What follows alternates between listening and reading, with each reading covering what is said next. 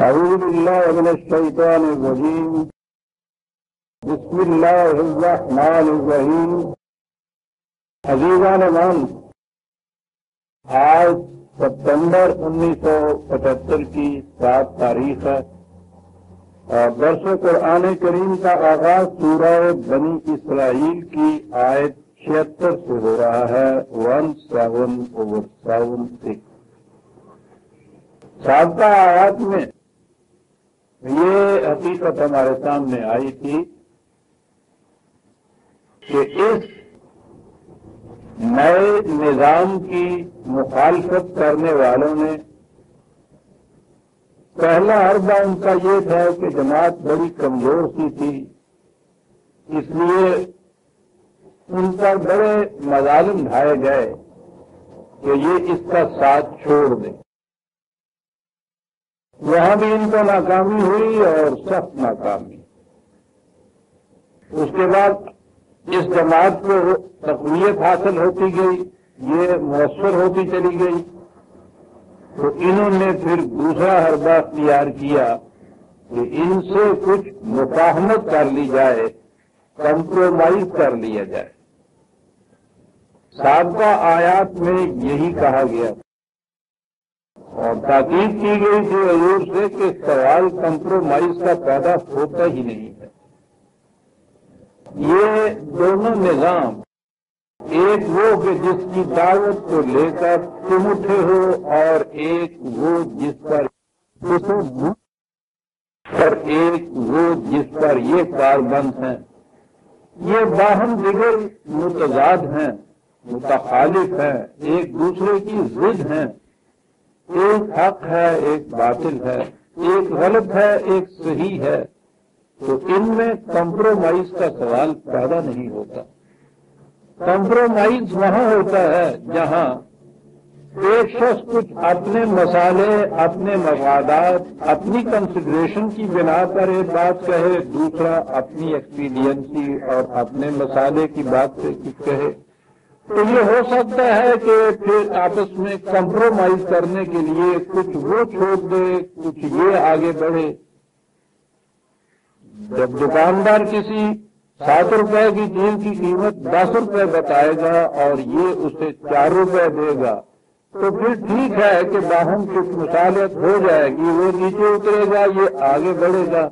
اور اگر کہیں کسی نے وہ اصول سمجھ لیجیے، پالیسی سمجھ لیجیے، قیمت مقرر کر کے لکھ دی ہوتی ہے تو پھر اس میں یہ ہوتا ہے کہ سوال ہی نہیں ہے، یا یہ قیمت یا اس دکان سے نیچے اتر جائیے. اور حق تو اپنے مقام پہ اتنا اٹل ہوتا ہے کہ وہ حق ہوتا ہی اس وقت تک ہے جب اپنے مقام پہ قائم رہتا ہے. جب وہ اپنے مقام کو چھوڑ دیتا ہے تو وہ اسے حق کہا ہی نہیں جاتا، وہ اسی وقت باطل ہو جاتا ہے. جیسے جب سوال غلط ہوتا ہے تو غلط ہوتا ہے، وہ کبھی بھی نہیں ہوتا کہ 9/10 صحیح ہے، 1/10 غلط ہے، یا وہ غلط ہے یا صحیح ہے. تو حق تو مصالحت اور مفاہمت جانتا نہیں ہے، اس لیے یہ لوگ جہاں بھی ناکام رہے. تو اس کے بعد اگلا پھر طریقہ وہ ہوا، پھر یہ دھاندلی پہ اتر آئے کہ اگر یہ نہیں ہوتا تو پھر انہیں یہاں اتنا تنگ کیا جائے کہ یہ اس ملک کو چھوڑ کر کہیں چلے جائے. اس تصادم اور ٹکراؤ سے اور ان کے یہ جتنے بھی کوششیں تھیں کہ کمپرومائزنگ ہو جائے کسی طرح، ان سے آپ دیکھیں گے کہ یہ کوئی مذہب کا، پوجا پاٹ کا، رسومات کا معاملہ نہیں تھا. اس میں کچھ بگڑتا نہیں کسی سے، جسے مذہبی آزادی دینا کہتے ہیں. یہ ساری مملکتیں اپنے اپنے مفاد، اپنے اپنے مسالے کو محفوظ کر لیتی ہیں اور پھر اس کے بعد مذہبی آزادی ڈکلیئر کر دیتی ہیں. بلتا ہے فقط چرچ میں اتوار کو گھنٹہ اور شنکھ اور اذان گونجتے ہیں روز برابر. ہمیں یہ پڑھایا جاتا تھا برکات ہے انگلشیا، تو وہ ٹھیک ہے، تم شنکھ بجاتے رہو، یہ اذانیں دیتے رہے، تم گھنٹے بجاتے رہو، تم بتوں کے سامنے جا کے جھنکار کر دو، یہ گرجے میں چلے جائے، تم مسجد میں چلے جاؤ، کسی کا کچھ بگڑتا ہی نہیں ہے. بگڑتا تو وہاں ہے جہاں کوئی کسی دوسرے کے معبود کو، کسی دوسرے کے مقدس بزرگوں کو گالیاں دے، ان کی توہین کرے، وہیں جا کے یہ چیز ہوتی ہے۔ قرآن نے تو یہ چیز ان سے پہلے کے دن کہہ دی کہ ان کے بتوں کو کہیں گالی تک نہ دینا، یاد رکھیے۔ یہ مقابل میں آ کے اسی طرح میں خدا کو گالیاں دینے لگ جائیں گے تو یہ جھگڑا پیدا ہو جائے گا، دین پیچھے رہ جائے گا اور اسی میں الجھ کے تم رہ جاؤ گے۔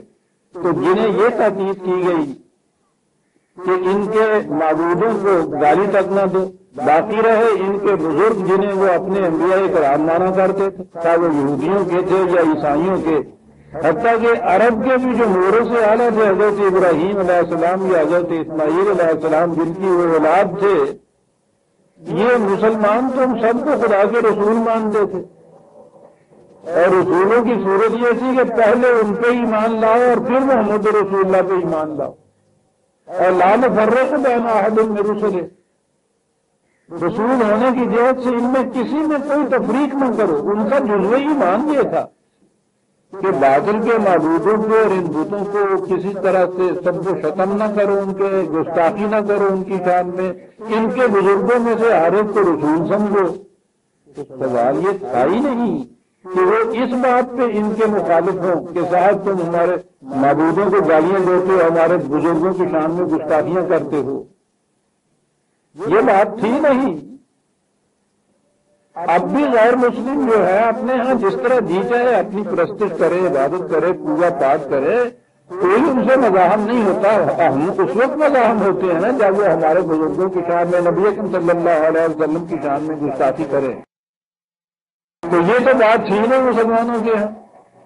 تو یہ لوگ کیوں اس قدر، یہ تصادم کیوں اتنا زیادہ تھا، یہ ٹکراؤ کس بات پہ اتنا زیادہ ٹکراؤ تھا؟ معاملہ مذہب کا تھا نہیں، معاملہ دین کا تھا، معاملہ زندگی کے نظام کا تھا۔ ایک نظام ان کا یہ تھا کہ جس میں سارے مفادات انہیں حاصل تھے اور وہ استحصال کرتے تھے، ایکسپلائٹ کرتے تھے مظلوم کمزور ضعیفوں کی آبادیوں کا۔ ایک نظام یہ تھا کہ جہاں یہ ان کے ہاتھوں سے اقتدار اور سرورت کے یہ حربے چھینتا تھا اور ان کمزوروں اور مظلوموں کو ان کی سطح کے اوپر لا رہا تھا۔ یہ ٹکراؤ ان دو نظاموں میں تھا، اور یہ وہ چیز ہے کہ اس کے لیے وہ دیکھ ہی نہیں سکتے جو پہلے غالب نظام والے ہوتے ہیں، جن کا متمکن نظام ہوتا ہے، وہ برداشت ہی نہیں کر سکتے کہ ایسا نظام کہیں مسلط ہو جائے جو ان کے اس نظام کی شکست کا باعث بن جائے۔ یہ تھی ٹکراؤ کی بات آپس کی، اور اس میں یہ کہا گیا کہ کسی قسم کی کوئی مفاہمت نہیں ہو سکتی، کمپرومائز نہیں ہو سکتا۔ تو تیسرا اب درجہ یہ تھا کہ اتنا تنگ کرو ان کو یہاں کہ یہ ملک چھوڑ کے چلے جائے۔ وَإِن كَادُوا لَيَسْتَفِزُّونَكَ مِنَ الْأَرْضِ لِيُخْرِجُوكَ مِنْهَا، اب ان کی کوشش یہ ہوگی کہ تمہیں تنگ اتنا کیا جائے کہ ملک چھوڑ کے بھاگ جاؤ۔ یہ جو کسی مصلح کا، کسی ایسی شخصیت کا جو ایک نظام ایسا پیدا کر رہا ہو جو اس اصلاح کے لیے اٹھا ہو، یہ آخری ساتھ اس کے پروگرام کی یہ ہوتی ہے کہ وہ اس سرزمین کو چھوڑ کے دوسری جگہ چلا جائے۔ اس کے معنی یہ ہوتے ہیں کہ اب یہ جو لوگ یہاں ہیں اس نظام کے حامل، یہ اس درجے پہ پہنچ چکی ہے کہ جہاں اب ان کے بقا اور زندگی کی کوئی صورت باقی نہیں رہی۔ یہ چھوڑ کے جاتا ہے اسی طرح جیسے کہ ایک ڈاکٹر اس وقت مریض کی بالی سے اٹھ جاتا ہے جب وہ اس کے علاج کی طرف سے مایوس ہو جاتا ہے۔ یوں خدا کی خدائی برحق ہے، پر اثر کی ہمیں تو آس نہیں۔ کیا خوبصورت ہے یہ، جب یہ آس ٹوٹتی ہے وہ بالی سے اٹھ جاتا ہے، اور یہ قیامت گزر جانی چاہیے دیکھنے والوں کی نگاہوں میں، اور مریض بھی احساس ہے تو بالی سے اٹھ جانا کسی طبیب مشفق کا، اسے ہجرت کہتے ہیں۔ یہ اس پروگرام میں بڑا اہم مرحلہ ہوتا ہے. یہ فرار نہیں ہے، اسکیپزم کی راہ نہیں ہے، بھاگ جانا نہیں ہے، میدان چھوڑ جانا نہیں ہے، بلکہ یہ ہے کہ یہ کہہ کے اعلان کر کے اٹھ جانا ہے کہ اب تمہارے بچنے کی کوئی صورت باقی نہیں رہتی صاحب. تم ہلاک ہوا چاہتے ہو، میں تمہارے ساتھ ہلاک نہیں ہونا چاہتا. اب تم نہیں بچ سکتے اور میں گیا تھا. کہا یہ کہ وَإِذًا لَا يَلْبَسُونَ خِلَافَكَ إِلَّا قَلِيلًا، اگر انہوں نے ایسی صورت پیدا کر دی تو تمہارے بعد پھر یہ بھی نہیں جیتے رہے. تمہارے یہاں ہونے سے تو پھر یہ توقع کی جا سکتی ہے کہ ممکن ہے ان میں اصلاح ہو، بدل جائے، اپنے اس ضد و نظام کو چھوڑ دیں. تمہارا اٹھ کے چلے جانا اس مریض کی بالی سے، اس کے معنی یہ ہوں گے کہ اب انہیں کوئی بچا نہیں سکتا. کیسا انداز ہے خوبصورت کہ نظام خیش تو یہ سمجھیں گے کہ ہم نے مار لیا میدان، وہ بھاگا. انہیں یہ پتہ نہیں ہے کہ یہ بھاگنا نہیں ہے، یہ تمہاری تباہی کو اپنی آنکھوں سے دیکھ کر اپنے لیے کم از کم حفاظت کے مقام پہ چلے جانا ہے. تم نہیں بچ سکتے. اور قرآن نے کہا ہے کہ یہ اے رسول تمہارے ہی ساتھ بات نہیں ہو رہی ہے، یہ تو سنت من قد ارسلنا قبلک من رسلنا ولا تجد لسنتنا تحویلا. یہ ہر رسول کے ساتھ یہی معاملہ ہوتا رہا. ان سٹیجز میں سے ہر ایک کو گزرنا پڑا ہے. یعنی یہ ایک ایسی چیز ہے، یہ ایسی کشمکش ہے جو شروع سے چلی آ رہی ہے. نہ ستیزہ گاہے جہاں نہیں، نہ حریف پنجہ پسند نئے. وہی فطرت اسد اللہی، وہی مرحبی، وہی اندری، لیکن بدل کے بھیس زمانے میں پھر سے آتے ہیں. اگر کہ پیر ہے آدم جواہ لاتفنات، تو یہ وہی کشمکش ہے جو چلی آ رہی ہے. ایک طرف انسان کی ذاتی مفاد پرستیوں کا نظام ہوتا ہے، اس کے مقابلے میں لا ینفع الناس کا نظام ہوتا ہے جو نوع انسانیت کی منفعت چاہتا ہے. پہلے دن سے آخر دن تک یہ ہے جو سلسلہ ہے انبیاء کرام کا اور ان کی تعلیم کا. یہ محض پرستی سکھانے کے لیے، پوجا پاٹ کے طریقے بتانے کے لیے نہیں آیا کرتے تھے.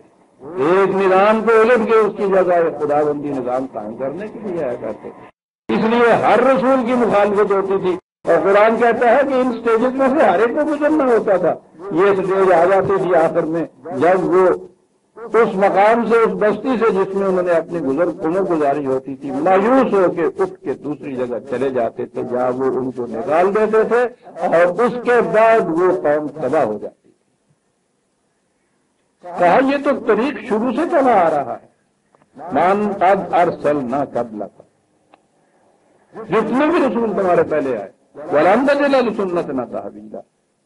ان لوگوں کی بھی یہی روش رہی اور ہماری بھی یہی روش رہی اس کے بعد کہ جب بھی یہ دیکھا گیا کہ اب ان کی اصلاح کی کوئی صورت باقی نہیں رہی ہے، رسول اور اپنی اس جماعت کو لے کے وہاں سے نکل آیا ہے، تو اس کے بعد وہ قوم تباہ ہو گئی.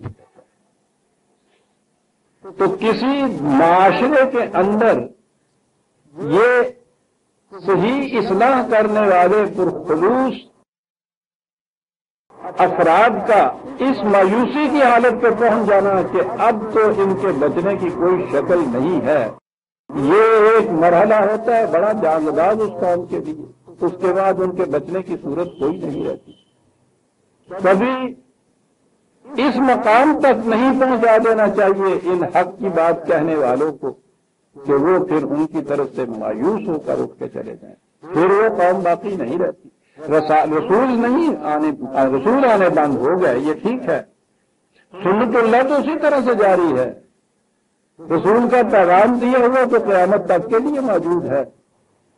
اگر کسی جگہ بھی اس پیغام کو پہنچایا جائے گا اور رد عمل یہ ہوگا اس کے مقابل میں کہ ان کا گلا ڈھونڈ دیا جائے، ان کی کپی سے ڈگڈگی لگا دی جائے، ان کی کوئی آواز سننے نہ پائے، حتیٰ کہ انہیں اتنا مجبور کر دیا جائے اگر ملک نہیں چھوڑتے تو آواز دینا بند کر دے، تو یاد رکھیے یہ ان کی شکست نہیں ہے جو یہ آواز دیتے تھے، شکست ان کی ہے، جس کے معنی یہ ہے کہ ان کی حراست کے دن قریب آ چکے ہیں. وَلَن تَجِدُوا لِسُنَّتِنَا تَحْوِيلًا، کہا کہ ہمارا یہی طریق چلا آ رہا ہے اور اس میں تم کبھی تبدیلی نہیں پاؤ گے۔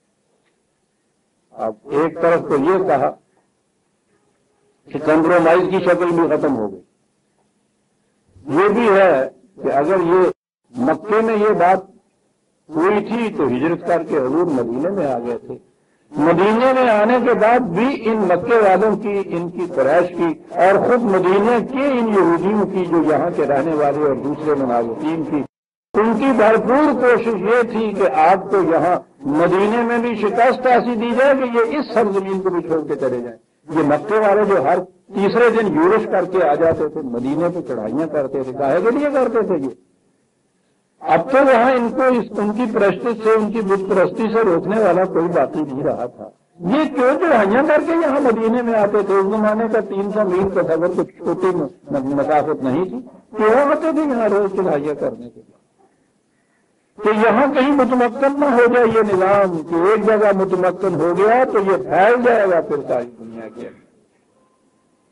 تو کہا یہ کہ کوئی بات نہیں، اور اگر یہ مدینے میں آنے کے بعد کی صورت کی تو اس وقت بھی حضور سے یہ کہا کہ کمپرومائز کی بات نہیں ہے، لیکن تصادم اب بڑی سختی اختیار کر جائے گا۔ اس کے لیے تاکید دوسری طرف آپ سے یہ کی گئی کہ اقم الصلاۃ لدلوک الشمس الی غسق اللیل وقرآن الفجر ان قرآن الفجر کان مشہودا۔ اب تم کیا کرو؟ یہ تو تمہاری مخالفت میں اور زیادہ کوششیں کریں گے، فوجیں اکٹھی کریں گے، اسلحہ اپنے یہاں اکٹھا کریں گے، سازشیں کریں گے۔ تم کیا کرو؟ تم اس پروگرام کی مستحکم کرنے کے لیے پہلے سے زیادہ سرگرم عمل ہو جاؤ۔ لفظی ترجمہ تو عام اس کا یہ کیا جاتا ہے کہ تم صلاۃ کو قائم کرو دلوک شمس سے غسق لیل تک، میں ابھی ان کے معنی بتاتا ہوں، اور صبح کا قرآن بڑا مشہور ہوتا ہے، یعنی اتنا عظیم پروگرام، اتنی بڑی مقاسمت، تصادم، تزاحم، ٹکراؤ، اور اگر اس کے بعد یہی ہو کہ اب تم نمازیں پڑھا کرو زیادہ، یہ تو وہی ہے جو ہم کرتے ہیں۔ تب بھی کہیں تباہیاں آتی ہیں تو وہ 2 3 4 قسم کی اور نمازیں ہیں جن کو بڑھا دیا جاتا ہے کہ اب یہ کچھ اور نمازیں پڑھا کرو، کوٹھے پہ کھڑے ہو کے اذانیں دیا کرو، یہ کیا جاتا ہے۔ تو آپ کیا سمجھتے ہیں کہ یہی پروگرام خدا نے دینا؟ انہیں یہ کرنے دو، تم کچھ اور زیادہ نمازیں پڑھا کرو۔ میں نماز کی تفصیل نہیں کر رہا، اس کی اہمیت نہیں کم کر رہا، بتا رہا ہوں کہ یہ ہے کیا صلاۃ۔ اور آپ کو معلوم ہے، میں نے یہ بتایا ہوا کہ قرآن کریم کی روح سے یہ صلاۃ جو ہے یہ پورا نظام ہے دین کا جس کو متمکن کیا جاتا ہے، اس کے لیے بڑی جامع اصطلاح ہے۔ اور اسی نظام کے لیے یہ جو اجتماعات آپ کے ہاں ہوتے ہیں جن کو آپ وقتی نماز کہتے ہیں، یہ اس پروگرام کے اندر اجتماعات ہے۔ ہر نظام کے لیے، ہر پروگرام کے لیے آپ کو اکٹھا بیٹھ کے سوچنا پڑتا ہے۔ قرآن نے جہاں کہا ہے امرہم شورا بینہم، وہاں صلاۃ کا ذکر ہے کہ صلاۃ کا قیام کرو اور آپ معاملات کو باہمی مشورے سے طے کیا کرو۔ تو وہ صلاۃ تو کوئی ایسی چیز ہے کہ جس میں باہمی مشاورت سے کچھ معاملے طے کرنے پڑتے ہیں۔ یہاں کی صلاۃ میں تو نماز میں تو بولنا ہی، نماز کے وقت میں نہیں بولتے، بیٹھے ہوئے ویسے نہیں بولتے آگے۔ یہ اس نظام کی بات ہے پوری۔ اور پھر سن لیجئے کہ اس نظام کے میں اجتماعات کی بڑی ضرورت ہوتی ہے، اکٹھے بیٹھ کے مشورہ کر کے کچھ کرنا ہوتا ہے۔ یہ جو وقتی نماز آپ کہتے ہیں، یہ وہ اجتماعات ہیں جو اس نظام کے متعلق سوچ بچار کرنے کے لیے باہمی مشاورت کے لیے اکٹھا ہوا جاتا ہے۔ تو جہاں یہ چیز آئے گی قیام صلاۃ کی، اس کے معنی یہ ہوں گے کہ اس نظام کے قائم کرنے میں پہلے سے زیادہ سرگرم عمل ہو جاؤ۔ کہا یہ کہ اگر پہلے یہ تھا کہ کچھ تھوڑا سا وقت دیتے تھے یا کچھ وقت بچا لیتے تھے، تو اب وہ وقت آ گیا ہے کہ اب تمہیں اس نظام کے لیے جو کوشش کرنی ہے کہ دلوک الشمس الی غسق اللیل، سورج نکل سے لے کر سورج غروب ہونے تک پورے کا پورا دن سارا وقت اب اس میں تمہیں لگانا پڑے گا۔ اب رہا یہ کہ وہ سورج نکلنے سے پہلے کی بات جو ہے، کیا وہ وقت جو ہے وہ اس کے لیے نہیں آئے گا؟ قرآن الفجر، ان قرآن الفجر کان مشہودا۔ قرآن میں اور مقامات میں بھی یہ بات آئی ہے، میں ابھی عرض کروں گا۔ بہت صبح اٹھنے کے لیے وہ کہتا ہے، اٹھنا ہی بہت صبح چاہیے۔ کہا یہ کہ وہ دن جب چڑھ جائے، دن نکل آئے، اس کے بعد تو عملی پروگرام شروع ہو جائے گا تمہارا، سارا دن تگ و تاز میں لگے رہو گے۔ لیکن اس پروگرام کے شروع کرنے سے پہلے تو یقیناً بیٹھ کے سوچنا ہوگا نا کہ آج کیا کیا جائے گا، ہمیں کیا ہدایت ملتی۔ کہا کہ یہ اس سے پہلے جو فجر کا وقت ہے وہ سکوت کا وقت ہوتا ہے، سکون کا وقت ہوتا ہے۔ اس میں اٹھ کے سب سے پہلے تو یہ لو کہ قرآن تمہیں اس کے لیے کون سی ہدایت دیتا ہے، آج کیا پروگرام بننا ہے۔ ہر نظام میں آپ دیکھیں گے کہ دن بھر میں جو کچھ کرنا ہوتا ہے اس کے لیے پہلے صبح سے اس پروگرام کے اوپر بیٹھ کے آپ غور و فکر کرتے ہیں کہ ہاں بھائی آج کیا کرنا ہوتا ہے۔ آپ جہاں راج مزدور لگاتے ہیں ان کے لیے یہ ہوتا ہے کہ کام پہ آتے ہیں تو اس سے پہلے بیٹھ کے سوچتے ہیں کہ ہاں بھائی آج کیا کیا کام کرنا ہے۔ ہر کارخانے میں یہ ہوتا ہے، ہر نظام میں یہ ہوتا ہے کہ کام شروع کرنے سے پہلے یہ چیز ڈسکس کی جاتی ہے، غور و فکر کیا جاتا ہے کہ آج کیا کرنا ہے۔ یہ تھا وہ آج کیا کرنے والی بات جو ہے کہ طلوع شمس سے جو تم نے شروع کر دینا ہے اس پروگرام کے اوپر عملاً، اور اس سے بیشتر اس کے متعلق سوچنا ہے کہ آج کرنا کیا ہے۔ یہ ہے قرآن الفجر۔ اور کہا کہ یہ بالکل یہ اس وقت سکوت و سکون میں کیوں کہ ابھی زیادہ شور شرابہ نہیں ہوگا، اس قسم کی سرگرمیاں شروع نہیں ہو چکی ہوئی ہوں گی، تو وہ سکون کا وقت ہوگا۔ اس وقت قرآن پہ غور و خوض جو کرو گے، قرآن مشہود کہا ہے صاحب، تو اس کے جو بھی چھپے ہوئے حقائق ہیں، مضمر حقائق ہیں، اس وقت سکون کے ساتھ ان پہ غور کرو گے تو وہ بالکل مشہور شکل میں تمہارے سامنے آ جائیں گے۔ یہ بات ٹھیک ہے۔ اور غور و فکر کے لیے آپ دیکھیں گے یہ الگ صبح جو وقت ہوتا ہے جب ابھی لوگ بھی جاگے ہوئے نہ ہوں، معاشرے میں بھی ابھی اس قسم کی توجہ نہ شروع ہوئی ہو، بڑا عجیب وقت ہوتا ہے وہ۔ اس وقت بڑے سکون اور کامل ارتکاز اور کنسنٹریشن سے غور و فکر ہوتی ہے کسی چیز کے اوپر۔ کہتا ہے اس وقت کا قرآن جو ہے وہ تو یوں سمجھو جیسے ایک معصور شکل میں سامنے نکھر کے آ جاتا ہے۔ قرآن کریم نے اور مقامات پہ اس کو یوں کہا ہے، 3/17 ہے بات، ابھی میں دیکھتا ہوں، 2-3 مقام پہ یہ الفاظ آئے ہیں۔ یہ مومنین کے پروگرام کے متعلق یہ بتایا ہے، خصوصیات بتائی ہیں، صابرین والصادقین والقانتین، یہ 3/16-17 ہے۔ المنفقین، یہ خصوصیات ہیں ان کی ساتھ، یہ کچھ کرنے، ثابت قدم رہنے والے، صداقت کے اوپر جم کر کھڑے ہو جانے والے، خدا کے قوانین کے مطابق اپنی توانائیاں صرف کرنے والے، اس کے لیے جو کچھ دینا پڑے اس کے لیے اپنی تیوریاں کھلی رکھنے والے، اور آگے والمستغفرین بالاسحار۔ اب ہمارے ہاں تو یہ جیسے ترجمے شروع ہوتے ہیں کہ وہ صبح کے وقت استغفار کرنے والے، یعنی وہ استغفار کی جو تسبیح ہے نا وہ صبح تہجد کے بعد اٹھ کے نماز و تہجد کی پڑھ کے، اور اس کے بعد پھر وہ استغفر اللہ ربی من کل ذنب واتوب الیہ وہ جو ہوتی ہے، یہ استغفار کی تسبیح۔ اب ہمارے ہاں تو یہ استغفار اس تسبیح کا نام رہ گیا ہے نا۔ استغفار کے تو معنی ہوتے ہیں حفاظت چاہنا۔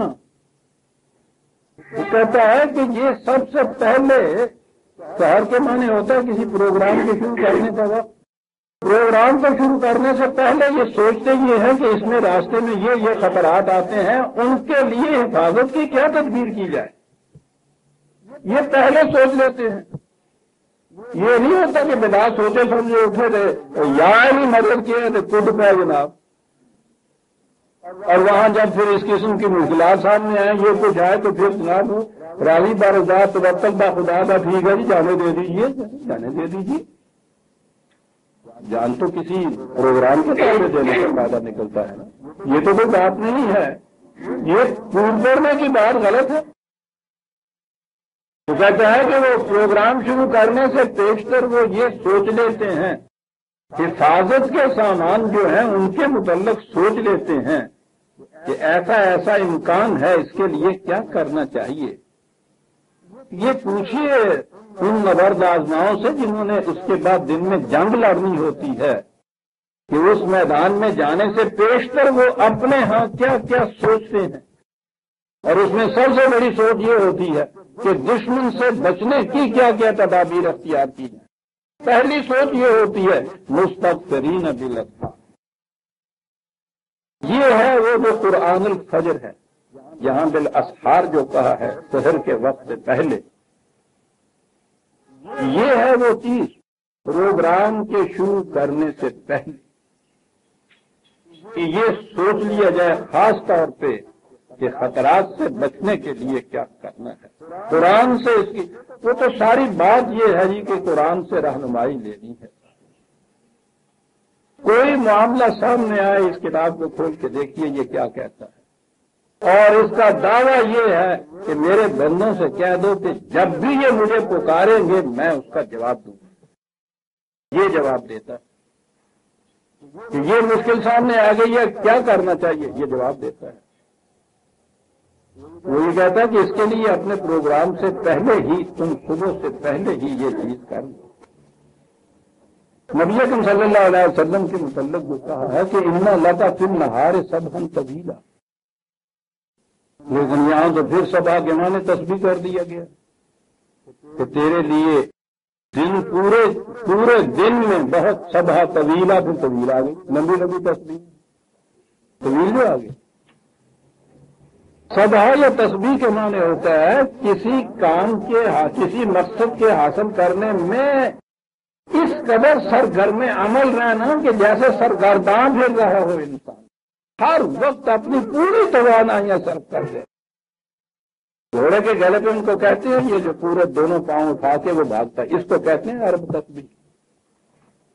یہ جو تیراک ہوتا ہے جو وہ تیراکی جس میں پورا ہاتھ مارا جاتا ہے، اس طرح سے تیرنے والے کو مبہین کہتے ہیں۔ کوئی یوز کرتے ہیں الفاظ کو،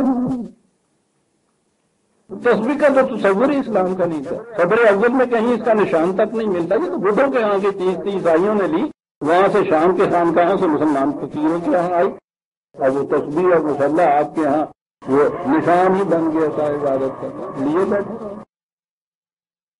اتنا لگا پھر نہار میں ابھی آتا ہوں شاید سے بڑی عظیم آیتیں ہیں سر، تو کہا یہ کہ اتنا قرآن فجر کان مشہور الگ، غور و فکر کرو اس کے اوپر، بالکل یہ مشہور طریقے میں تمہارے سامنے بات آ جائے گی کرنا کیا ہے آج۔ اور میں یہ یہاں ایک چیز عرض کر دوں کہ ہمارے یہاں پہلے سے ہی مختلف فرقے ان فرقوں کی پھیلائی ہوئی خلاف قرآن گمراہیاں کم نہیں تھی، ان کے لیے یہ ایک چیز تھی کہ صاحب انہوں نے قرآن کو چھوڑا، خارج از قرآن چیزوں کو لیا، روایات کو لیا، حدیث کو لیا، تفسیروں کو لیا، فقہ کو لیا، اس واسطے یہ ساری تفرقے اور یہ الجھاؤ اور یہ سب کچھ ہوا۔ ہمارے دور میں ایک چیز اٹھی جنہوں نے کہا اہل قرآن ہے کہ ہم ان تمام چیزوں کو چھوڑتے ہیں، ہم قرآن پہ آتے ہیں۔ صاحب بدقسمتی قوم کی جب فکر قوم سے مفروغ ہو جائے تو پھر صورت یہ ہو جاتی ہے کہ آخری چیز یہ قرآن رہ گیا تھا، اس قرآن کے ساتھ یہ کچھ کیا گیا کہ پہلے نے وہ کچھ نہیں کیا تھا۔ صاحب ایک فکر دی آپ کے ہاں مولوی عبداللہ چترالی ان کا نام تھا، یہ رد عمل تھا ان کا حقیقت میں حدیث کے خلاف، وہ خود پہلے اہل حدیث تھے، انہوں نے ان تمام کو اٹھا کے پھینکا۔ ان کو اعتراض ہونا شروع ہو گیا کہ صاحب اگر تم اگر حدیثوں کو نہیں مانتے تو بتاؤ ہم نماز کیسے پڑھیں، روزے کیسے رکھیں، صاحب قربانیاں کیسے دیں؟ انہوں نے کہا کہ نہیں ضرورت نہیں ہے حدیثوں کی، یہ سب قرآن کے اندر موجود ہے۔ ایسا غلط خیال دیا. یعنی قرآن کریم قیامت تک کے لیے، ساری دنیا کے لیے، تمام اقوام کے لیے، تمام ممالک کے لیے ایک ضابطۂ ہدایت ہے. جو ایسا ابدی ضابطہ ہو، اس کی صورت یہ ہونی چاہیے کہ اس میں اصول دیے ہوئے ہوں زندگی کے. ان اصولوں کی جزیات بھی اگر کسی ایک وقت میں متعین کر دی جائے، زمانہ کے حالات بدلتے چلے جاتے ہیں. ناممکن ہو جاتا ہے کہ ایک وقت کے اندر جو جزیات، جو ڈیٹیلز جو ہیں قابل عمل تھی، دوسرے وقت کے اندر حالات بدل جاتے ہیں، قابل عمل نہیں رہتی ہوتی. تو وقتی طور پہ اگر کوئی آپ کو کتاب دی جائے، کوئی فقہ کی کتاب دی جائے، کوئی مسائل کی کتاب دی جائے، تو وقتی طور پہ وہ تو ٹھیک رہے گی. اگر یہ کہا جائے کہ یہ ابدی طور پہ یہی صورت اس کی رہے گی، چل نہیں سکتا انسان. قرآن نے تو قیامت تک کے لیے ضابطۂ ہدایت باندھا. اس نے اصول یہ دیا ہے، اس کا اسلوب یہ ہے کہ یہ بجز چند احکام کے صرف اصول دیتا ہے، ان اصولوں پہ عمل کرنے کے طریقے چھوڑ دیتا ہے. اور یہ ہر دور کی امت سے یہ کہتا ہے کہ اپنے اپنے زمانے کے تقاضوں کو سامنے رکھ، جو قابل عمل طریق ہو ان اصولوں کو ان کا عمل پیرانے کا اسے اختیار کر دو. یہ اصول تو غیر متبدل رہیں گے، قیامت تک یہ بدل نہیں سکتے. ان کے اندر رہتے ہوئے تم جو اس قسم کی جزیات، ڈیٹیل، طریقے اختیار کرو گے وہ بدلتے جاؤ. اس نے کہا امرهم شورى بینہم، ان کے معاملات باہمی مشاورت سے طے ہوں گے. ایک اصول دیا ہے کہ یہاں ڈکٹیٹرشپ نہیں ہوگی، یہ مشاورت سے معاملات طے ہوں گے. مشاورت کا طریق کیا ہوگا، مشینری کیا ہوگی، کیسے یہ مشاورت ہوگی، اس نے خود نہیں بنا دیا تھا. کہ خود بتایا ہوا طریقہ تھوڑے ہی عرصے کے بعد ناقابل عمل ہو جاتا ہے. ایک بستی کے اندر جو طریقہ ہوگا، آج کی دنیا میں جہاں ایک ملک کی آبادی 50-50 کروڑ ہو جاتی ہے، وہ طریقہ ناقابل عمل رہے گا. یہ وجہ ہے کہ قرآن نے اصول دیا ہے.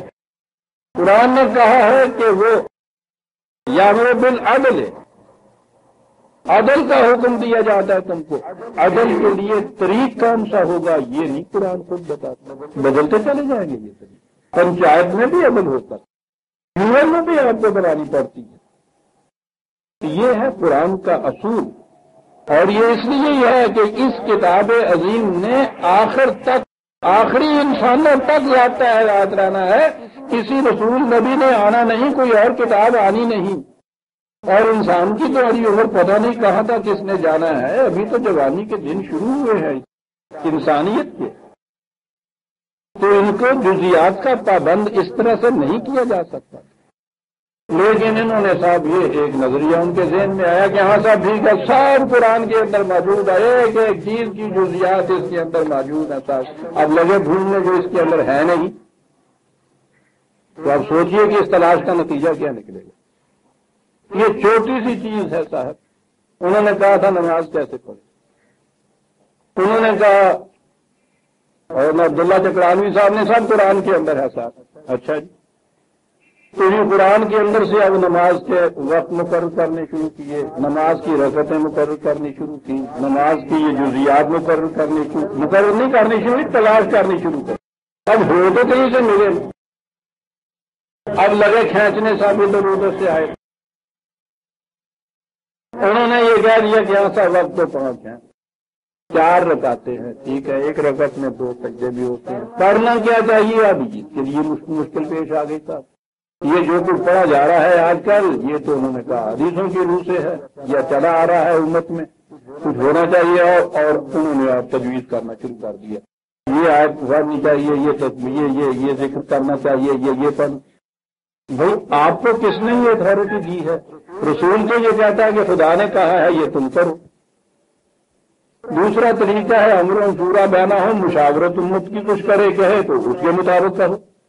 تو یہ کس نے تمہیں اختیار دے دیا؟ تم اٹھ کے کہو کہ نہیں آج سے یہ ساری امت جو ہے وہ اس طرح کی نماز پڑھے گی. ارے تمہیں کس نے اختیار دے دیا یہ کہنے کا؟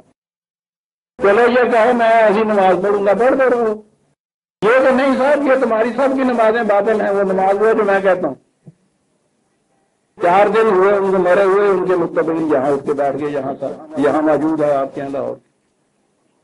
کہنے لگے قرآن سے، اس نے بھی یہ سب کچھ قرآن سے ثابت کیا تھا بغا میں سے، جو 5 وقت کی نماز 4 رکعتیں 2 دئی، انہوں نے یہ ثابت کیا کہ نہیں صاحب یہ غلط، انہیں قرآن سے، انہوں نے کہا کہ قرآن سے 3 وقت کی نماز، ایک نماز میں 2 رکعت، ایک رکعت میں ایک ہی سجدہ، نہ اذان نہ سلام، درمیان میں کیا پڑھنا چاہیے کہ انہوں نے اور ہی تجویز کر دیا۔ یعنی ابھی 2 ہی ہوئے، یہ درمیان میں کچھ اٹھے تھے، وہ تو چند دنوں کے بعد ہی ختم ہو گئے تھے۔ کسی نے ایک ہی نماز بتائی تھی، ایک ہی سجدہ اس کے اندر، اب یہ ایک نئی نماز یہاں سے شروع ہوئی۔ ان سے پوچھو کہ آپ کو یہ اختیار کس نے دے دیا تھا؟ اگر یہ بات ہے قرآن سے، جو میں کہہ رہا تھا کہ جتنا نقصان انہوں نے پہنچایا ہے قرآن کو، اس سے بیشتر 1000 سال میں نہیں پہنچا۔ ان کے یہاں اگر اختلاف ہوتا تھا تو اس بات پہ کہ صاحب اس حدیث میں یہ آیا ہے، اس حدیث میں یہ آیا ہے، حدیثوں میں اختلاف ہے، فلاں امام کا یہ قول ہے، دوسرے امام کا یہ قول ہے، انسانوں کی یہ فکر ہے، خدا کی بات تو نہیں تھی۔ یہاں یہ کہہ رہا ہے ان کا یہ ایک شخص جن کے یہ متبع ہے، پہلا ہی ان کے یہاں کا امام کہ صاحب یہ ہے نا قرآن کی روح سے خدا نے فرمایا ہے 5 وقت 4 رکعتیں 2 سجدے ایک رکعت کے اندر، اسی کے متبعین کہتے ہیں خدا نے قرآن میں یہ کہا ہے 3 وقت 2 رکعتیں ایک سجدہ۔ تو قرآن کے متعلق اب یہ جتنے بھی غیر مسلم ہیں کیا خیال کریں؟ قرآن نے کہا یہ تھا کہ اس کے خدا نے کہا تھا کہ قرآن کے من جانب اللہ ہونے کا ثبوت یہ ہے کہ اس میں کوئی اختلافی بات نہیں آئے گی، تم پاؤ گے نہیں اس میں کوئی متضاد چیزیں، متخالف چیزیں، کہ یہی قرآن 5 وقت بھی بتائے اور یہی قرآن 3 وقت بھی بتائے، یہی قرآن آپ کو 4 رکعتیں بتائے، یہی قرآن 2 رکعتیں بتائے، یہی قرآن 1 رکعت میں 2 سجدے بتائے، یہی قرآن 1 سجدہ بتائے، یہی قرآن یہ کچھ پڑھنے کے لیے بتائے، یہی قرآن یہ کچھ پڑھنے کے لیے بتائے، وہی قرآن۔ آپ سوچئے اس قرآن کے متعلق اب لوگوں کے ذہن میں کیا آیا؟ اب تک تو بچت کی صورت یہ ہوتی تھی کہ جب بھی وہ امت مسلمانوں کے اختلافات کو گناتے تھے تو ان سے کہا جاتا تھا کہ صاحب یہ اختلافات ان وضعی روایات نے پیدا کیے ہیں، فکر نے پیدا کیے ہیں، انسانوں کی فکر نے پیدا کیے ہیں۔ تو خدا تو بجا رہتا تھا، قرآن تو محفوظ رہتا تھا، اب وہ بھی ختم ہوا۔ کہا یہ ہے کہ قرآن سے یہ سالو، اور یہ تو ایک مسئلہ ابھی نماز کا میں نے کہا، یہ حلال ہے وہ حرام ہے، یہ جائز ہے وہ ناجائز ہے، ایک لسٹ انہوں نے مرتب کی ہے تو دوسرا مرتب کیے چلا جا رہا ہے، صاحب اسی قرآن سے یہ کہتے ہیں۔ ایک 10 طرف سے تیری خالی بچا ہوا تھا، اس کے بھی دل پہ آخر چرتا لگا کے چھوٹا، یہ بچی ہوئی کہ خدا کی کتاب ان مسلمانوں کے ہاتھوں سے اس ہمارے دور میں آ کے اس کو بھی انہوں نے ختم کر دیا۔ یہ چیزیں برادران عزیز سوچ لیجیے کہ قرآن کریم کے اندر جو کچھ دیا ہوا ہے، اگر وہ جزیات یا ڈیٹیل دی ہوئی ہیں تو وہ اتنی صاف اور واضح ہیں کہ ہو ہی نہیں سکتا کہ 2 شخص الگ الگ اسی قرآن سے ان کو لیں تو وہ 2 قسم کی چیزیں دے دیں۔ اگر اس نے یہ بات کہی ہے کہ 2 بہنیں بیک وقت ایک کے نکاح میں نہیں رہ سکتی، 1000 آدمی 1000 مختلف جگہ اس قرآن میں سے دیکھے گا یہی بات ملے گی۔ اگر اس نے یہ کہہ دیا ہے کہ ورثہ میں فلاں کا اتنا حصہ ہے، 1,00,000 آدمی 1,00,000 مقام پہ اس قرآن سے لے گا وہی ملے گا۔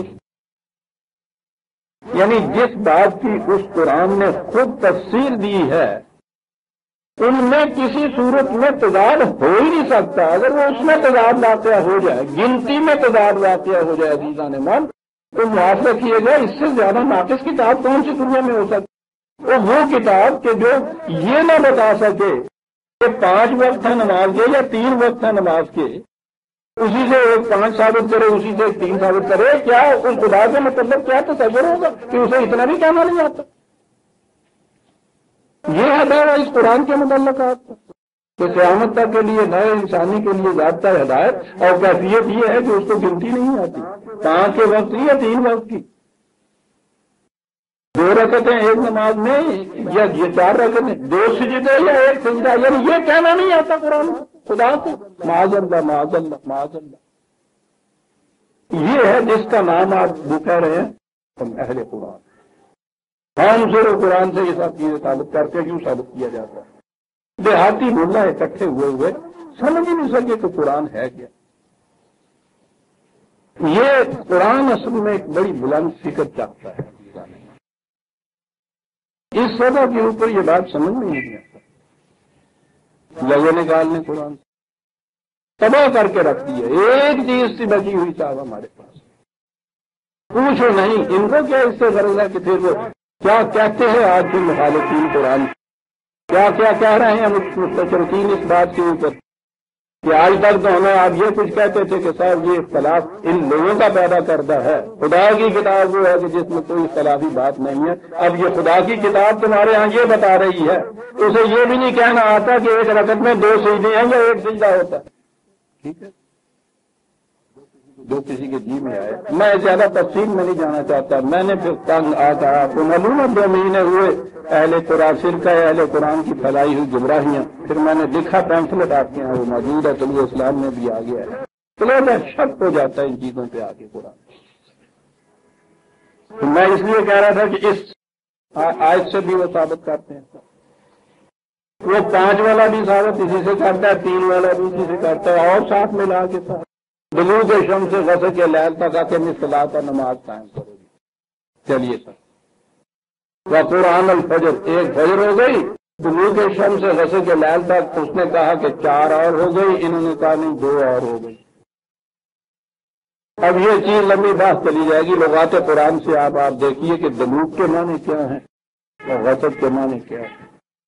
اس کے معنی ہے طلوع آفتاب سے رات تک، شام تک، پورا وقت ہے اس کے لیے۔ یہ نماز کے اوقات اس میں نہیں، یہ اقیم الصلاۃ یہاں یہ نماز کے اوقات نہیں دیے ہوئے، یہاں نظام صلاۃ دیا ہوا ہے، اور کہا یہ گیا ہے کہ اب تو وہ اس پروگرام میں وہ ایک گھڑیاں آ گئی ہیں جس کے اندر پورا وقت اس کے اندر دینا پڑے گا۔ مخالفتیں یورش کر کے آ گئی، جب مفاہمت یا کمپرومائز کی بھی جو کوششیں ہوتی ہیں ناکام رہ جاتی ہیں ویزا نے من، تو وہ اس پروگرام کے اندر پھر بڑی سخت نازک گھڑیاں آتی ہیں۔ اور جب یہ چیز آ گئی ہو کہ ان کا اگلے ان کی سازش یہ ہے، پروگرام یہ ہے کہ تمہیں نکال باہر کیا جائے یہاں سے، اس لیے اب تو بھائی یہ وقت وہ آ گیا ہے کہ پہلے بھی کچھ کمی نہیں کر رہے تھے تم اس میں سرگرم عمل رہنے کی، اور اب تو یہ ہے کہ صبح سے شام تک پورا وقت اس کے لیے دینا پڑے گا۔ اٹھو صبح تو پہلے یہ دیکھو قرآن سے کہ آج یہ ہدایت کیا دیتا ہے کرنے کے لیے، اب کیا کرنا چاہیے، اور پھر بلوغ شمس سے غسق لیل تک، صبح سے شام تک۔ ہمارے ہاں بھی محاورتاً یہ کہتے ہیں صبح سے شام تک یہ کام تمہیں کرنا چاہیے، اس کے معنی ہوتا ہے مسلسل کرنا چاہیے، لگاتار اب تمہیں یہ کرنا چاہیے۔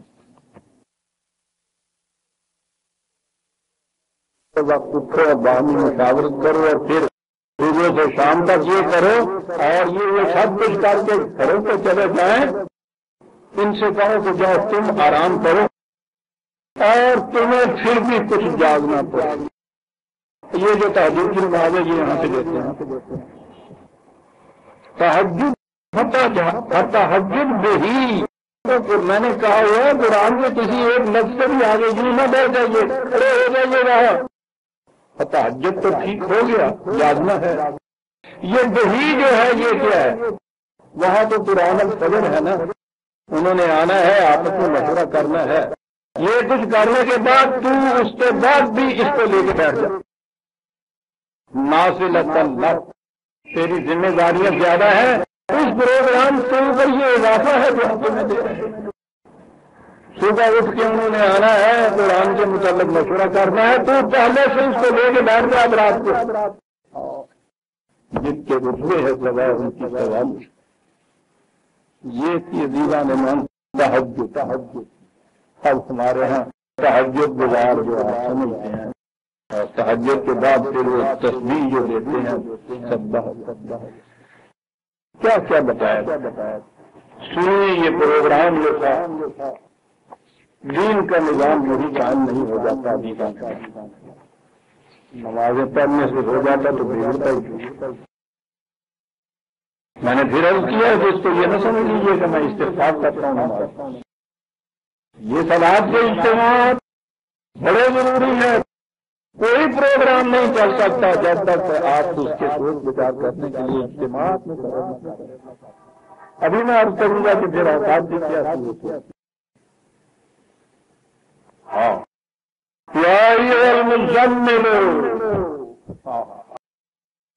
اور پھر نعتوں میں آ کے جو مزمل اور کملی اوڑھنے والے پیارے کملی اوڑھنے مزمل پوچھیے اور پوچھے تو وہ یہ لفظ کس طرح استعمال کرتے ہیں. ان کے یہاں تو قافلے چلتے تھے. اونٹوں کے قافلے ہوتے تھے. اونٹوں کے قافلے میں بوجھ لدیے تو سواریاں بٹھائیے تو پہلی چیز یہ دیکھنے کی ہوتی ہے کہ اس طریق پہ بوجھ لدا ہوا ہے کہ وہ اعتدال اس میں قائم ہے, توازن قائم ہے, ایک طرف سے جھکا ہوا نہیں, دوسری طرف سے اٹھا ہوا نہیں, رسیاں ٹھیک بندھی ہوئی ہیں ان کی, چلتے ہوئے کہیں ادھر ادھر تو نہیں گر جائے گا سامان. ایک پیادے میں اونٹ کے اوپر دو سواریاں بیٹھی. سواریوں کے متعلق یہ دیکھنا کہ وزن کے اعتبار سے دیکھنا کہ وہ صحیح ہے, اور اس کے بعد یہ کہ سواریوں نے بلاخر کو بت بنا کے بٹھانی دیے, آپس میں باتیں کرنی ہیں, مشورے کرنے میں یہ بھی دیکھنے کی بات ہوگی کہ ذرا ہم رائے, ہم مزاج, ہم اہم, یہ بھی ہونا ضروری ہے. دو سواریوں صاحب ریل کا سفر آپ کے یہاں کا نہیں کٹتا اگر وہ صحبت ناجنس آپ کے یہاں کہیں دوسری سواری ہے, یہ آزاد ہو جاتا ہے اس کے. وہ میر ترجیح تو آگے راستے میں اوپر بیٹھا تھا نا اکے جی, اکے چلتے تھے اس زمانے میں, دلی سے لکھا لیا, غریب تھا, سالم تو لے نہیں سکتا تھا, تو اکے میں دو سواریاں بیٹھتی تھا, ایک اور سواری بیٹھتے. اب وہ چل پڑے سب راستے. اب اس نے شروع کی اپنی درخداری. زبان میر ترجیح میر کا ہے, وہ اتنے نازک مزاج زبان کے معاملے کے اندر ذرا سا تلفظ کہیں بگڑا نہیں ہے تو ان کے شکنے پڑ جانا والی بات. وہ پرخندار یا دیہاتی وہ ساتھ بیٹھا تھا, وہ ذرا وہ اس نے باتیں شروع کی. صاحب یہ باتیں تو کچھ آگے چلنے کے بعد اس نے کہا اس کا تو خیر چاہیے اتر جائیے. کہنے کہ آپ یہ کرایہ مجھ سے لے لو پورے کا پورا, خدا کے لیے مجھے اتار دو, میں چلنا چاہوں گا جی, تب بڑا اچھا چل رہا ہے. چلیں گا جی, میں تمہاری بات نہیں کرتا, بولے کی بات نہیں کرتا. یہ جو صاحب آپ نے مجھے وقت دیا ہے نا, میں یہ دیکھ رہا ہوں کہ اگر آگے تک یہ رہا تو ساری زندگی کی جتنی شاعری واری میں نے کسی میں سب ختم ہو جائے گی. اس سے مرد کی زبان اتنا اثر کر جائے گی, میں اس سودے کے اوپر سفر بھی کرنا چاہتا تھا. صحبت ناجنس تو یہ چیز ہوتی ہے. تو اگر کسی کے اونٹ میں بٹھا دیا جائے سواری کے ساتھ کس قسم کا میر تکی اور اس کے ساتھ رسیتا, تو اسے یہ بھی دیکھنا چاہیے کہ کس قسم کی سواری میں بیٹھی ہوئی. تو یہ جو میرے کارواں ہوتا ہے نا, قافلہ سالار جو ہوتا ہے, یہ قافلہ سالار جو ہے اس کا کام یہ ہوتا ہے کہ وہ یہ دیکھے کہ میرا قافلہ جو چل رہا ہے, اونٹ سب ٹھیک ہیں, سامان درست ہے, خاص طور پہ یہ جو سواریاں بٹھا رہا ہوں میں, یہ ایسے انداز کی ہیں کہ سفر ان کا اس طرح سے کٹے گا, موافقت ان میں ہوگی, مطابقت ان میں ہوگی. یہ جو کچھ کرنا ہوتا ہے نا قافلہ سالار کو, اسے عرب کہتے ہیں عمل تضمین, اور جو کارواں سوار اس میں بہت زیادہ ایکسپرٹ ہوتے ہیں اسے وہ مزمل کہتے ہیں. کہا یا مزمل, اے کاروان انسانیت کے لے جانے والے ذمہ دار. یہ ہے حضور کا مطلب, یہ تھی ذمہ داری, یہ تھا مزمل. اور پھر ایسے قافلے تیار کیے اس مزمل نے, عزیزاں نے,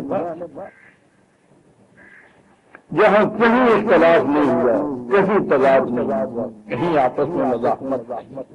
رحمان آنا ہے ان سواریوں کی طرف. یہ تھا مزمل. قافلہ میں چلنے والے مسافر جو ہے ان کی ذمہ داری بڑی تھوڑی سی ہوتی ہے. وہ اپنا ہی لوٹا, اپنا ہی بستر, اپنا ہی کچھ ٹوٹا باندھا, اتنا ہی ہوتا ہے نا. باقی سارا کچھ جو ہوتا ہے وہ قافلہ سالار کے سر پہ ہوتا ہے. اس کو تو بڑی فکر، پتہ نہیں کتنا کچھ انتظام اسے کرنا ہوتا ہے۔ یہ تھی وہ جماعت کی تشکیل جماعت کا اولی مرحلہ، جس میں عمل تضمین یوں کرنا پڑ رہا تھا، دن بھر یہ سارا کچھ قافلے کو دیکھ بھال، اور جب قافلے والے سو جائیں آرام سے تو پھر یہ تضمین والا بیٹھا، کہاں نقص رہ گیا، کہاں مجھے کیا کرنا ہے، کل کا پروگرام کیا ہے، کیسے طے کرنا ہے، یہ سارا کچھ ساری رات جاتے رہتے۔ سنا ہوگا آپ نے ممبروں سے کہ حضور ساری رات عبادت میں کھڑے رہتے تھے، پاؤں سوج جایا کرتے۔ ان کے یہاں ذہن میں کچھ اور آتا ہی نہیں۔ جب بھی ان کے یہاں پوچھیے کہ بڑا عبادت گزار ہے، اس کا معنی یہ ہے کہ رات بھر نہیں پڑھنا۔ عبادت کے اندر ایک آیت ہے کہ ہمیں خداوندی معصومیت کا تو تصور ہی نہیں ہے۔ رسول اللہ صلی اللہ علیہ وسلم رات بھر کیا کرتے رہتے تھے؟ وہ اور کیا نہیں بتا، قرآن نے بتایا یا ایھا المزمل۔ دیکھیے مخاطب کس بات سے، حضور کا اس میں گرامی ہے کہ کوئی اور صفات نہیں وہ کہ جس نے اتنا بڑا کارواں تیار کرنا ہے، بڑا کوئی سوچنا بچا۔ قافلے والے دن بھر کے تھکے ماندے سو گئے، تو جاگ رہا ہے ابھی تک، ایسے نظر آتا ہے جیسے وہ مشرق ماں کمرے کے بعد سے گزرے اور بچہ امتحان دینے والا جو ذمہ دار وہ آدھی رات تک بیٹھا رہے، اور ننا تو ابھی تک جاگ رہا ہے، او بیٹا سو بھی جا کوئی تھوڑے وقت کے لیے، صبح امتحان دینا ہے تمہیں۔ میں اس لیے تو جاگ رہا ہوں نا بیٹا، سوتے ہیں ضرور۔ یا ایھا المزمل قم اللیل الا قلیلا، مزمل جاگنا تو پڑتا ہے تجھے، جاگا کر بھائی تھوڑا جاگا نصفہ قسم آدھی رات تک جاگ لیا کر، کچھ سو لیا کر، اس کے بعد تھوڑا سا یہ کر لیا کر، اس لیے کہ انا سنلقی علیک قولا ثقیلا، بڑا بھاری پروگرام، بڑا مشقت طلب پروگرام ہے تیرے سامنے۔ یہ ٹھیک ہے کہ راتوں کا جاگنا انا ناشئۃ اللیل ہی اشد وطئا واقوم قیلا، اس میں سکون سے بڑے اچھے پروگرام بنتے ہیں، لیکن یہ بھی تو سوچ انا لک فی النہار سبحا طویلا، یہ ہے ارے دن بھر بھی تو تیرے سامنے جو پروگرام ہے بڑا لمبا پروگرام ہے سارے دن بھر کا، وہ بھی تو تم نے پورا کرنا ہے۔ یہ تھا عزیزان مان ومن اللیل فتہجد بہ نافلۃ لک، پروگرام قرآن الفجر سے شروع ہوا، بلوغ شمس سے غسق لیل تک پورے کا پورا یہ پروگرام رہا۔ یہ تھے تھکے ماندے سو گئے، یہی ہے آگے وہی میں نے سورہ مزمل کی ایک دو آیتیں آگے تو دیکھ لیجیے، بڑی عجیب چیزیں ہیں، کتنی رعایت ہے۔ نہیں یعنی حقائق پہ نگاہ رکھتا ہے کہ تیرے ساتھ یہ جو قافلے والے چل رہے ہیں ان کی کیفیت یہ ہے، وَطَائِفَةٌ مِّنَ الَّذِينَ مَعَكَ، تو بھائی یہ گروہ بھی تمہارے ساتھ ہے، ان کی کیفیت یہ ہے، منکم مردہ، اور پھر کمزور بھی ہیں، کچھ اس میں مریض بھی ہو سکتے ہیں، یہ مختلف انداز کے ہیں۔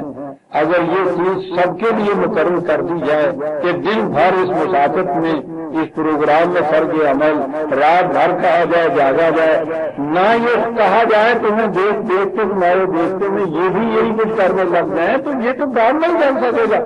یہ قرآن کہہ رہا ہے جماعت میں مختلف قسم کے لوگ ہوتے ہیں، ان کا بھی خیال رکھو، تم جاگو گے تو یہ بھی جاگنا شروع کر دیں گے، سو جایا کرو تھوڑے وقت، ان کو بھی سو جانے دیا کرو، پھر صبح اٹھ کے پھر بالکل شروع کر دیا۔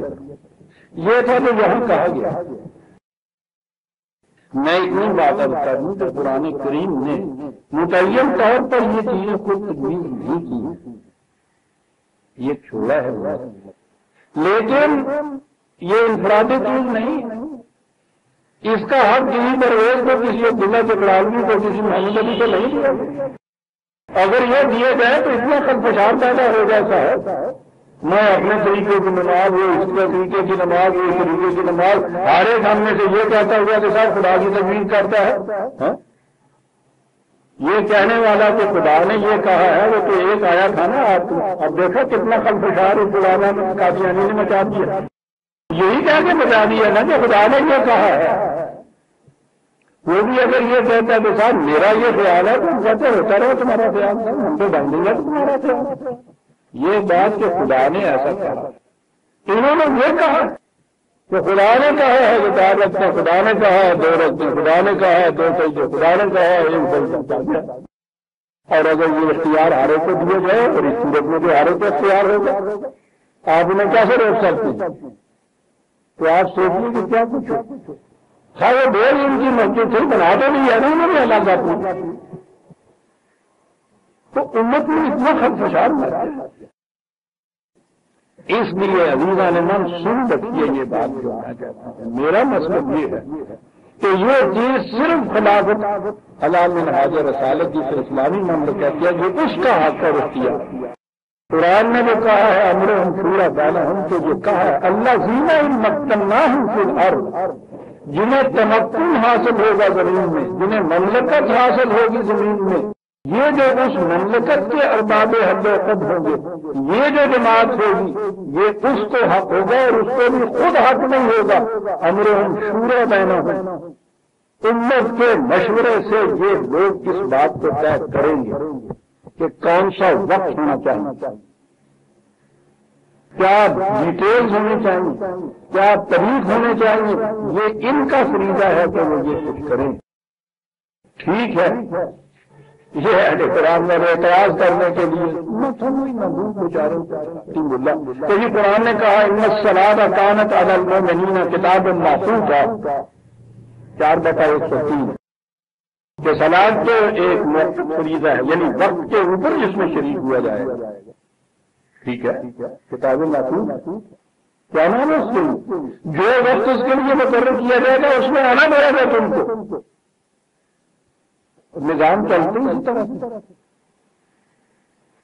اس نظام میں باہمی مشاورت سے جو وقت طے کرنی ہے کہ یہ وقت ہوگا اجتماع کا، تاکید کی ہے قرآن نے کہ یاد رکھو جب اس کے لیے وقت کا تعین کر دیا جائے تو اس وقت کے اوپر تمہیں اس میں جانا ہوگا۔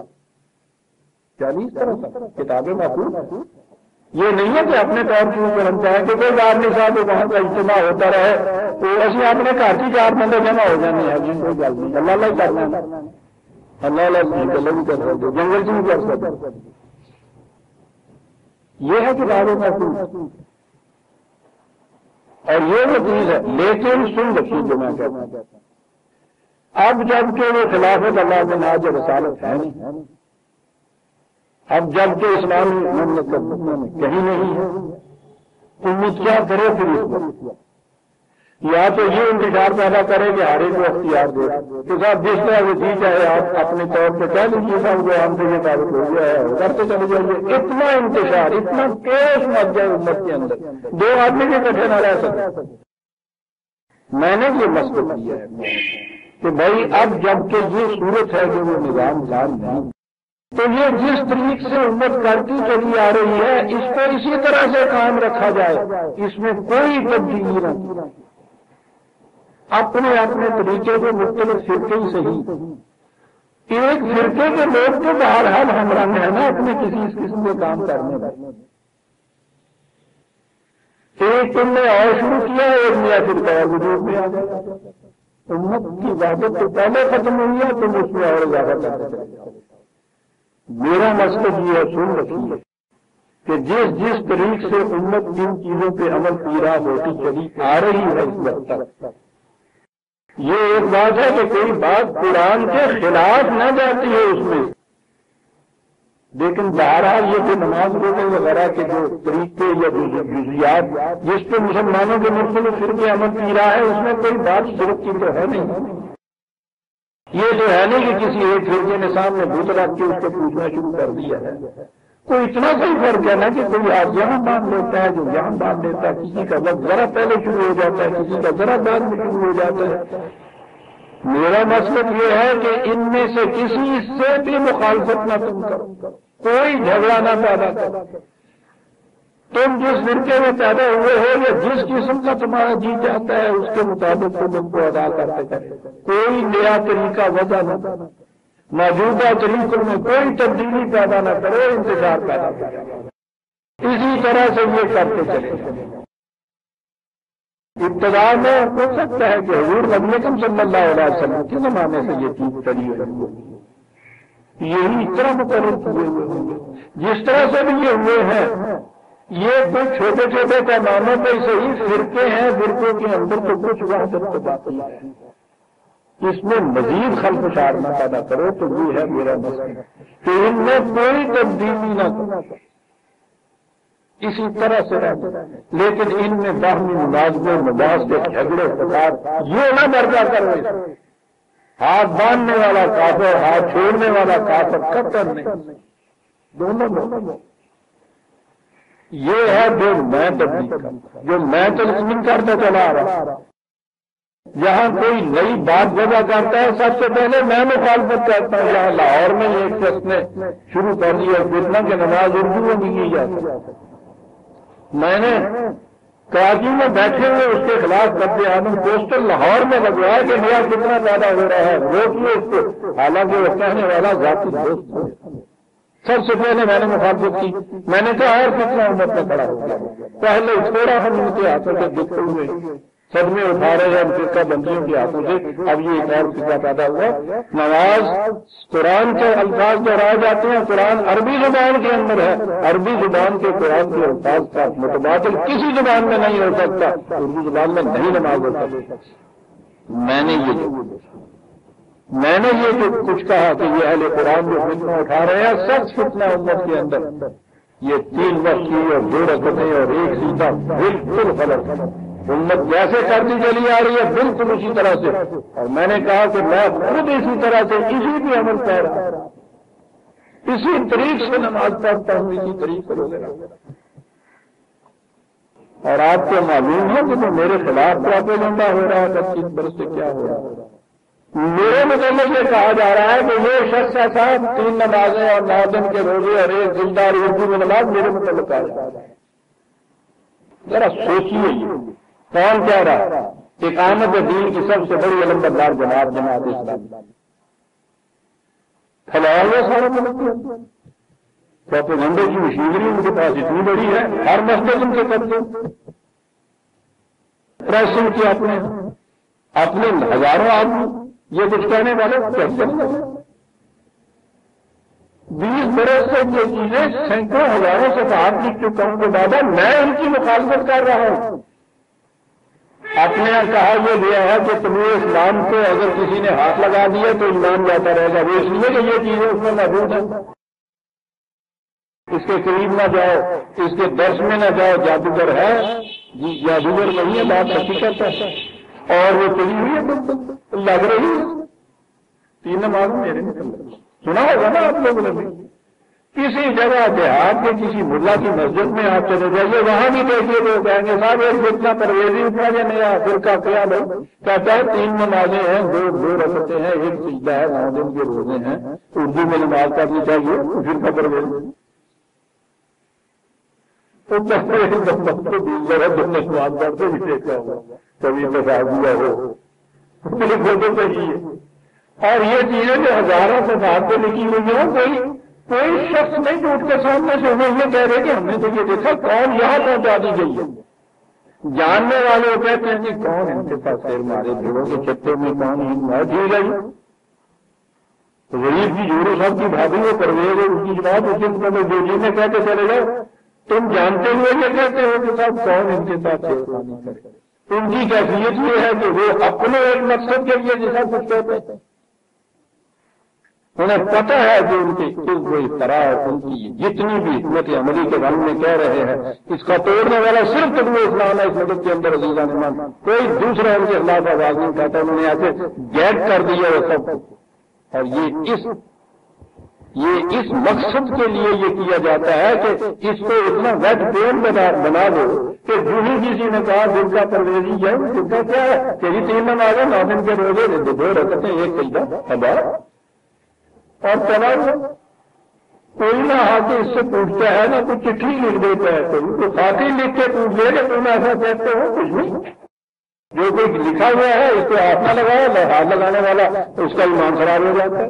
دیکھتے ہیں یہ نظر کی آگ میں کیا ہوتا ہے دنیا میں، آپ کے سامنے یہ ہو رہا ہے. عزیزان من یہ اور شہادت تو ایک طرف رہی، پینسلٹ چھاپ کے میں نے شائع کر دیا ہوا ہے، ہزاروں کی تعداد میں چلا، اس کے باوجود وہ جاری ہے پروپیگنڈا سب. تو میں کہہ یہ رہا تھا کہ یہ ہمارے دور میں قرآن کے نام کے اوپر ایک ایسی چیز اٹھی ہے، یہ ایسا فتنہ ہوا ہے کہ قرآن کا نظام اس الزام سے بچا ہوا تھا کہ اس میں اختلافی بات نہیں ہے، اس کو بھی ختم کر کے رکھ دیا گیا. وَمِنَ اللَّيْلِ فَتَهَجَّدْ بِهِ نَافِلَةً لَكَ، پروگرام دیا ہے، عظیم پروگرام دیا ہے. صبح کے وقت قرآن کو سامنے رکھو، مشاورت سے دیکھو کہ دن بھر میں کیا کچھ اس کے لیے کرنا ہے. عزیزان من ہم بھی تلاوت قرآن کو تو ہم بھی انفرادی طور پہ صحیح ابھی روش ہے ہمارے، کم از کم ہم بڑے بوڑھوں میں بڑے بوڑھوں میں تو ابھی تک ہے روش گھروں کے اندر. غنیمت ہے کہ یہ صبح کے وقت اٹھ کے قرآن کھل جاتے ہیں. اگرچہ وہ جو مقصد تھا اس کا نہیں ہو رہا. اگر یہ چیز ہو جائے، تلاوت کے معنی پڑھنا نہیں ہے، تلاوت کے معنی پیروی کرنا ہے. صبح کے وقت کی یہ روش ہمارے ہاں ابھی تک یہ جاری تھی، بڑی حسین روش تھی یہ. اگر یہ صبح کے وقت اٹھ کے آپ دیکھنے کے آج میرے لیے یہ کیا پروگرام دیتا ہے قرآن، اور پھر دن شروع کرے اس سے بسم اللہ پڑھ کے، دیکھیے کتنی برکت اس کے اندر. اور اگر اجتماعی طور پہ آپ کے یہاں یہ چیز ہو جائے کہ کوئی عملی پروگرام جو آپ نے طے کرنا ہے اس کے لیے نظری طور پہ بیٹھ کے پہلے سوچے قرآن کیا کہتا ہے، اور یہ سوچنے کے بعد پھر شروع کرے اس سے بلوغ شمس سے وسط لیل تک اس پروگرام کے اوپر عمل کیا رہے. آپ گھروں کو چلے جائیں، سربراہ کی کیفیت وَمِنَ اللَّيْلِ فَتَهَجَّدْ بِهِ نَافِلَةً لَكَ، نافلۃ لک، یہ صرف تیرے لیے. تو بیٹھ کے پھر سوچ کیا کیا کہا. یہ سارا کچھ کرنے کے بعد عزیزان من کیا کہا، اس کا نتیجہ کیا ہوگا. سنیے عزیزان من، نتیجہ کیا ہوگا. عَسَىٰ أَن يَبْعَثَكَ رَبُّكَ مَقَامًا مَحْمُودًا، تو دیکھے گا کہ اس پروگرام پہ تو عمل کرے گا تو مقام محمود حاصل ہو جائے گا تجھے. محمود کے معنی یہ ہے کہ وہ نظام تو کام کرے گا کہ ساری دنیا مجبور ہو جائے گی ستائش اور حمد کے کلمے تیری شان میں پڑھنے کے لیے. کیا بات ہے، اس شخص کے ساتھ کیا نظام دے گیا ہے. مقام محمود کے اوپر تم نے تو کھڑا. آپ نے غور کبھی کیا نہیں ان الفاظ کے اوپر. کیا ہم غور کریں گے تو پھر وہ نعتوں کے اندر وہ ظلم پر فد و خال کے ساتھ محمود بھی آ جاتا ہے. عزیزان من، کتاب اللہ شروع ہوئی، خدا کا کلام شروع ہوا ایک لفظ سے الحمدللہ. حمد جو ہے اور الف لام اس کے اوپر عربی زبان جاننے والا، اپنی کامل حیثیت سے حمد جو ہے یہ خدا کے لیے ہے. اتنی بڑی چیز جو تھی. اور ہم تو آپ کو معلوم ہے کیا تعریف نہیں اس کا ترجمہ، پریز اس کا تو بالکل ترجمہ ناکافی ہے. کم از کم ہم تو ہوتا ہے کسی شاہکار، کسی مصور کے، کسی تخلیق کرنے والے کے نادر شاہکار کو جو نو انسانی کی منفعت کے لیے کیا گیا ہو. یہ سب شرطیں ہیں عربوں کی لغت کے اندر حمد کی عزیزان من. تو یہ بلا کی قوم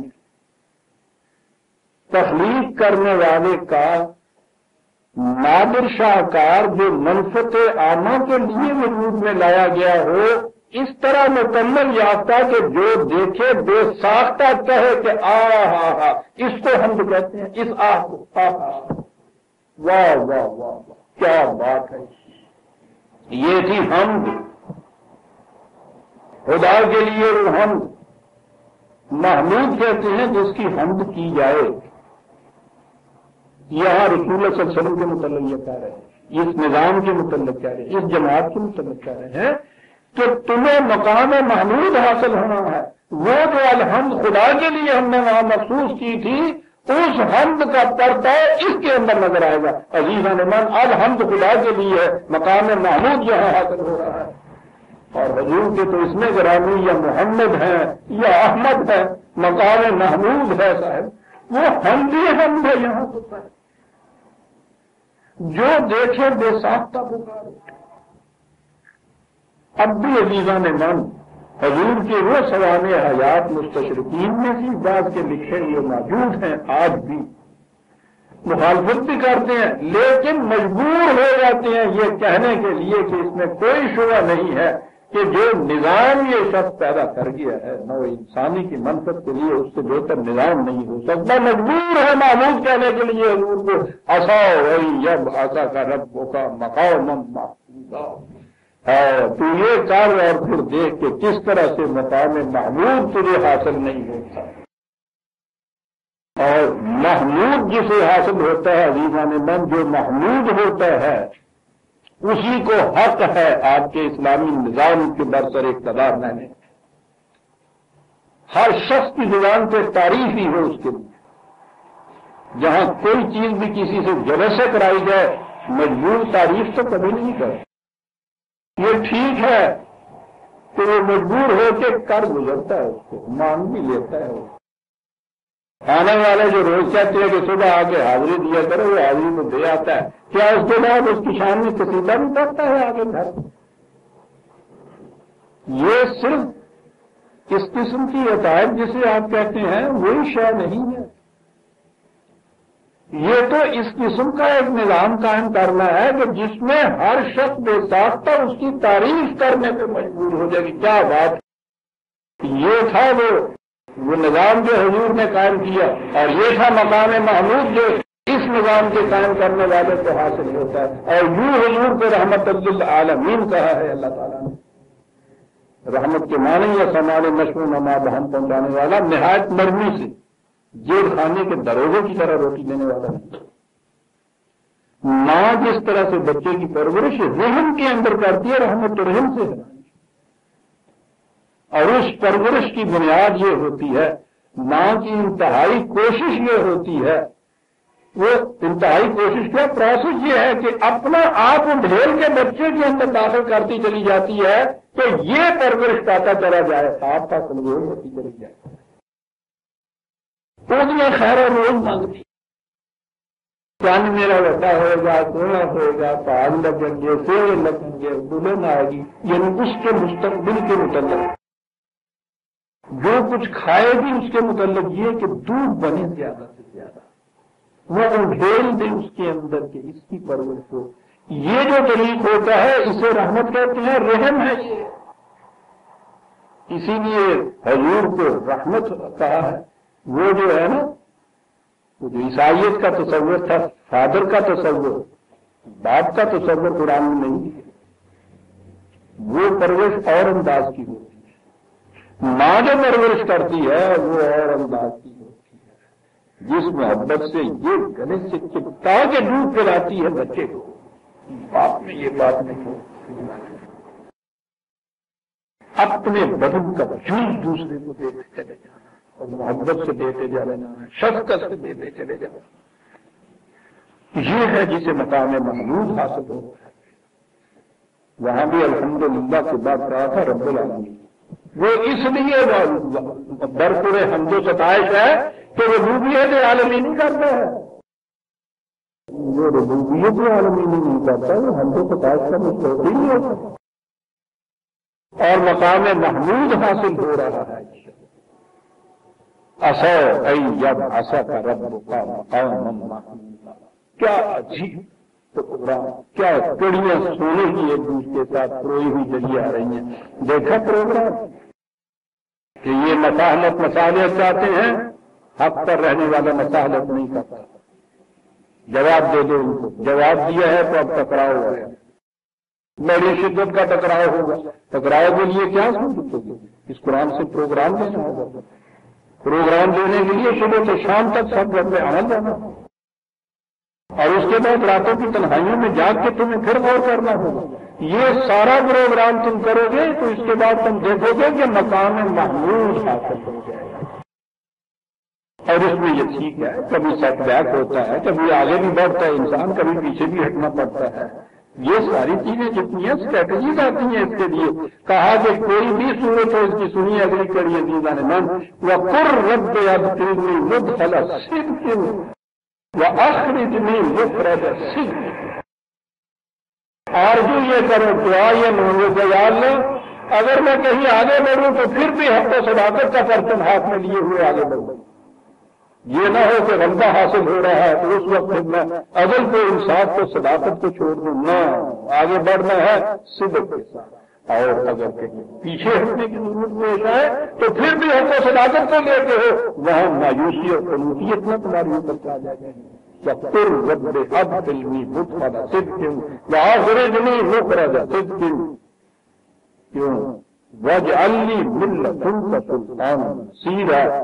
غلبے کی ضرورت ہے مجھے, قوت کی ضرورت ہے مجھے, مدد کی ضرورت ہے مجھے. باطل کی طرف جھک کے ان سے میں کہیں مدد نہ دوں. مدد دینی ہے تمہیں, دینی ہے مدد مجھے, تمہیں غلبہ عطا کرنا اپنی طرف سے عطا کر, ان کا محتاج نہ مجھے بنا دینا. اس مقصد ہم تو اس پروگرام میں کسی ایسے شخص کی مدد بھی نہیں لے سکتے عزیزان من جو اس پروگرام کے ساتھ متفق نہ ہو. ہم تو ان کے ساتھ اتحاد نہیں کر سکتے. اور یہ کچھ کہا کرو تم اور اس کے بعد اعلان کر دو. کیا اعلان ہے؟ کل جال حق و زہق الباطل. وہ آ گیا حق, وہ گیا باطل. اعلان کر دو ان کے سامنے. یہ کرو اور اعلان کر دو حق آ گیا باطل چلا گیا. بھئی یہ باطل چلا گیا خود ہی چلا گیا. ان الباطل کان زہوقا. باطل تو اس وقت تک رہتا ہے جب تک حق آتا نہیں. تاریکی اس وقت تک ہوتی ہے جب تک روشنی آتی نہیں. کتنا ہی تاریخ ترین کمرہ کیوں نہ اور بجلی بجھ جاتی ہے تو اس کے بعد دیکھتے ہیں کتنی تاریخی چھا جاتی ہے.